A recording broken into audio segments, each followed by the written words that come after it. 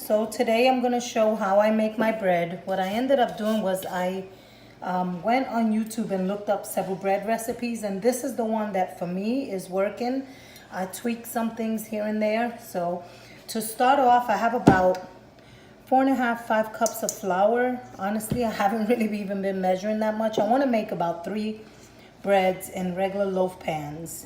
So we're going to start off with lukewarm water. I have 3 cups of lukewarm water, and to that I'm going to add a tablespoon per cup, which is 3 tablespoons of active dry yeast. I'm also going to add a tablespoon of sugar for every cup, and actually the sugar's over here. This is the salt. And salt. I add about 2 tablespoons of salt. That's for taste. The sugar and the yeast has to go in warm water so that it begins the proofing stage. And it needs to proof with sugar. So I'm gonna add 3 tablespoons of, I use organic brown sugar, real sugar, no artificial sugars. And I'm gonna let this sit. The whole process of making bread is a process. You have to have patience, and this has to sit for about 10 minutes. You'll notice that it'll begin to bubble up, about a tablespoon and a half. I even taste the water. Remember, this is also gonna give your bread some flavor. I feel like I need a little bit more sugar. This is all to your liking. You could stick to the tablespoon and a half per cup or what have you. I'm gonna let this sit for 10 minutes. While this is sitting for 10 minutes, I can go ahead and put my ingredients away. I'll go ahead and tell you that I use Crisco is gonna go in my flour. When I get ready to start kneading my flour, I've also been eyeballing this. I've been putting about 5 tablespoons of Crisco. You can add butter. You can also, the first bread recipe I followed said to add 2 tablespoons of oil to the warm water. Make sure I measure 715, and I need to open another can. Isaiah, you can so this is the proofing stage that I was talking about. I waited about 10 minutes in warm water. The yeast with the sugar, both the yeast and the sugar need one another to proof. What does proofing means? It activates that yeast. Some people add it directly to the flour. I've liked the fact that the original YouTube recipe I followed put it in the water first, and I like to control how much water goes in the bread, in the flour as I start kneading. So what is yeast for? It helps your bread rise. So you have to have this stage. And the salt was just for flavor. My Crisco, I added it to the flour. You can see there's a few chunks. So what I'm going to begin to do now, because I'm getting ready to add this yeast and water to the flour so I can start kneading, is I'm combining the Crisco with the flour. And again, I put about 5 spats. You can put 2 big spats. I don't know that. I think the more oil your bread has, the more denser it is. The less oil, the fluffier. Of course, the more yeast, then the softer your bread is. My breads come out soft with this amount of yeast. And I'm not going to use all this water, but it keeps it safe in case I need more water.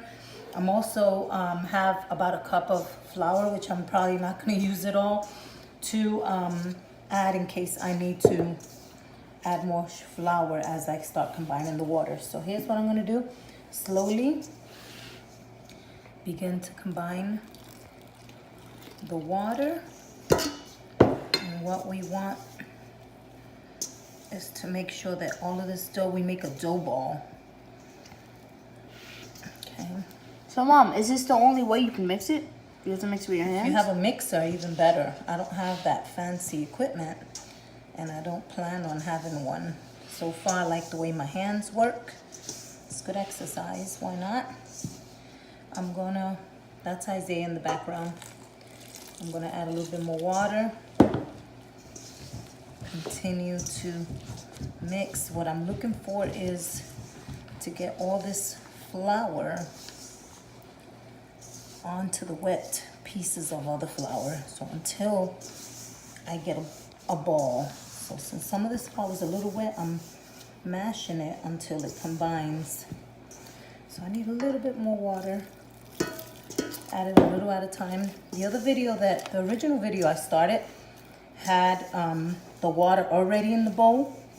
And then the girl, she was adding, and that was the original bread recipe. She was adding the flour to the water, and I found that I added like 7 cups of flour. It was just too much.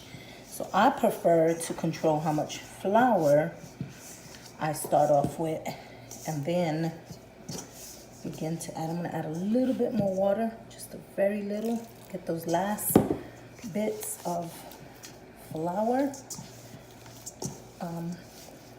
Add it. So notice now, I'm gonna set this water to the side. I have about a cup of water left. I don't need to use it all. Haven't touched this flour at all. I begin to knead my bread in the bowl. My dough, actually. We're gonna let this sit and I finish kneading. It's a little sticky, so I'm gonna add just a little dusting. The whole point is it shouldn't be sticking anymore to your fingers. I'm also gonna add a little flour to my hands to release the rest of that dough. Keep kneading until it's pretty. I'm gonna dust my surface a little bit here and knead it. I'm gonna knead it about, I don't know, I can't count. People count. I just say until your ball starts cooperating. And it's about the consistency. It's gonna be tough in the beginning. So remember, it's gonna sit. So my dough is starting to look pretty. And you may think this is not a lot of dough to make 3 loaves. And I'll probably miscalculate. I'm probably gonna get 2 nice big loaves. But when this sits for a while, it's going to raise really, really fluffy. So I'm going to sit it. I think I'm ready now to let it sit. It's about 7:34. All right.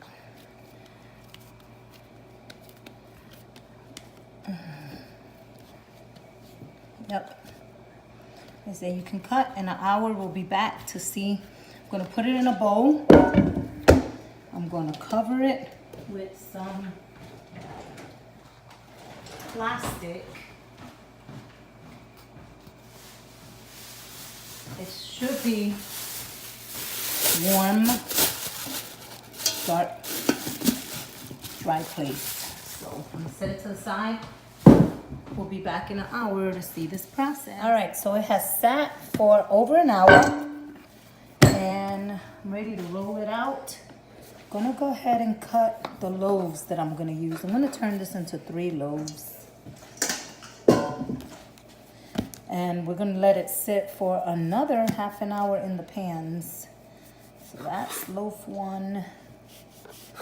It's gonna be loaf 2 and loaf 3. It smells pretty good, Mom. The dough is much softer. I don't know if you remember in the other video, and it did double in size. And it's gonna double some more in size. I wanna make sure that my loaves are pretty much consistent with the same size in there. I'm gonna put them to the side. Make sure you flour your surface. I'm not necessarily looking to knead it. Again, what I'm gonna do is take out the air bubbles and turn them into loaves. So we're gonna just flatten it out. You may even hear air bubbles popping. We're gonna do this to all 3 loaves. And to the side, Isaiah. Yeah? I have 3 pans greased. This isn't ready for the oven just yet. What I'm gonna do is fold it, tuck it in, and then this section, I'm going to squeeze it and let it sit in the pan. This is also gonna double in size in the pan. 2 more pans. Also gonna grease. I like to use pan spray and a non-stick loaf pans. Stick these pans to the side. Grab the next piece, flour my surface. Make sure I have it into a little dough ball. What are you doing? I like to start off round. I'm not the best baker. He's asking what I'm doing because now I'll pat it down. So if I have it round, then I will stretch the dough out.